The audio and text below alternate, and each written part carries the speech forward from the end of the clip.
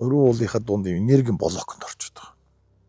Эхнэр жаахан духгүй байгаад нөхөр нь ажаад сайхан дагуулад ууланд гараад кафед суугаад кофе уугаас илүүтэйгээр кофегаа авч гараад ууланд ууж болно шүү дээ. Хотын стресс бухимдал тийм ээ. Одоо ажил үс бүтэхгүй гээд янз янзын шалтгаанууд байгаа л да. Яг ингээд наадах чи бас яг үнэн яг тийм байна. Одоо ингээд сошиал орчин Facebook, Instagram гэдэг ингээд юм хөгжиж илүү одоо цахим орчин хөгжөөд.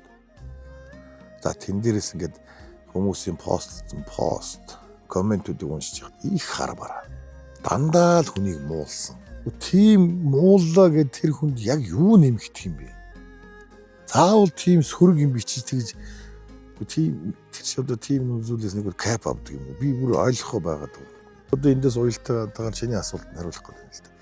Энэ ерөөсөө энергийн блок, эртмийн блоконд орсон. Блок буюу барайнд орсон хүмүүс. Дөрөнгөй Улаанбаатар одоо иргэд маань энэ дөрвөн уулынхаа дунд утаа тогтоод ингэж ярьдагтай адилхан утаа ингээд ууландаа тэгэлдээд төрөгдөд нэгсэндээ хийсэд явахгүй гэж ярьдагтай адилхан. Энэ хүмүүсийн өрөө уулынхаа дунд энергийн блоконд орчод байгаа. Удаа адаглаад ингээд зулсан дээр ирэхээр хүмүүсийн бөөр эсвэл зулсан юм уу нэг л машинтайгаа хөдөө нэг жаахан гарахт ёо ямар гоё юм бэ гэж байна. Энэ ерөөсөө бүтэн амьсгаа аваад ерөөсөө. Энэ чинь ямар учиртай гэхээр нөгөө блоконд орчод байгаа. Тэгэхээр блоконд орцсон гээл юу ирээд асал хийлгэхээс илүүтэйгээр ядахтаа энэ өөрсдөө 7 хоногтой заавал нэг удаа боли 10 хоногтой нэг удаа энэ юусэн хээр хотоос ойрхон ерөөсөө энэ богдуул руугаа гараад ядахтаа энэ уул руугаа алхахад хүртэл эрчим энерги сэлгэж идэг сэтгэл санаа хүртэл тухгүй байсан бол гоё болдог шүү дээ. Ингмээр байна л да. Гэхдээ ах дүүнэр бие биенээ илүү одоо ажилладаг болохоор чи ийм байна гэдэг нэгээ дагуулад эхнэр жаахан духгүй байгаад нөхөр нь ажаад сайхан дагуулад ууланд гараад кафед суугаад кофе уугаас илүүтэйгээр кофегаа авч гараад ууланд ууж болно шүү дээ. Тэр ингэ шүү дээ. Тэгэхээр тухайн хүний нөгөө цохолдоод байгаа ачуураад байгаа тухайн хүн ойлгохгүй байгаа. Тэгэхээр тэр эрчмийн буюу энергийн блоконд орчод байгаа болохоор ядахтаа энэ ууланд гарах хэрэгтэй. За тэгээд тэрэлж гардаг. Эсвэл нэг хашаа шамаагүй нэг сайхан бараг л айл болгон хүн болгол машинтай байгаа шүү. Ингэж өөрсдөө эрчмийг сэлгэж байгаа хэрэгтэй гэж зөвлөмөр байдаг юм. Тэгэл би юундээ хатааж өтөө ихтэй байна. Ажил үс бүтэхгүй, цалин бага байна гэд ингээ яриад байдаг. Аргагүй л дээ чинь цалин бага амьдралдаа хүрэж чадахгүй болохоор хүн стресс, нервтэн хамарч чадахгүй л ажиллаж байгаа хүмүүс зөндөө байгаа. Өөрхөн.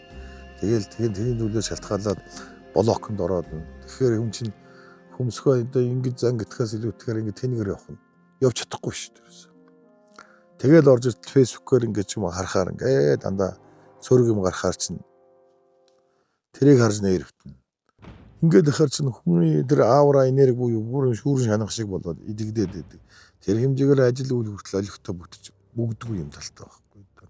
Адаглаад хүнтэй муудалсан бол аяг усаар нүрээс ахаа гар нүрээ угааччих зөвлөдөг шүү дээ. Энгийн зөвлөгөөл дөө энерги талаас болохоор. Тэгээд балга сүү бэлгүүрээс аваад жижигхэн сургалтаа сүү хүртэл аваад үлээж байгаа л сэвэ хүртэл уугаад арилгацсан. Жаахан ч гэсэн арилна шүү дээ тэр чинь. Тэгээ сайхан давстаа усанд баан давстаа усанд хэвтэж давсвал хүний энергийг аюул сайхан цэвэрлж идэг.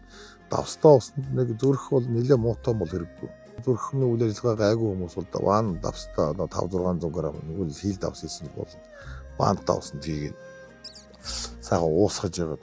За ер нь 20-40 минут. Давстаа усанд хэвтээд гараад ирэхээр би аягүй хөнгөрөө гараад ирдэг.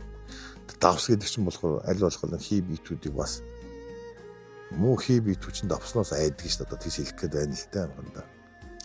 Аль ямар сандал давс хүртэл цацдаг шүү дээ. Японы нөгөө сумо хүртэл давс ягаад цацаад байгаа гэхээр тэр дивжигээ ариун байлгах гэдэг шүү. Тэгэхээр давс чинь өөрөө ариун байлгадаг ийм зүйл байх нь шүү дээ. Тэгэхээр давстаа усан цагаа энерги цэвэр сурах хэрэгтэй.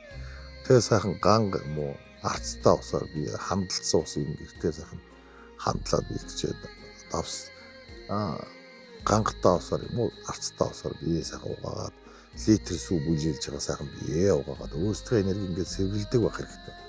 Үнэхээр гарцаагүй хараалж ятдаг, үнэхээр гарцаагүй бүр ингээ босгоо байцсан нэлээ хүнд болсон хүмүүс л одоо үнээр засал хийлгүүл одоо яадаг юм гэхээс тэрнээс л ер нь шулуухан хэлэхэд хөнгөн чанарын юмнуудыг бол заавал нэг гандаа ороод их ч юм уу нэг хүнд үзүүлэх шаардлагагүй. Нэг л яхан тухгүй байгаа тул өөрсдөө энерги сагц хийгээд цэвэрлждэг байвал хайтай гэж одоо зөвлөмөр байна.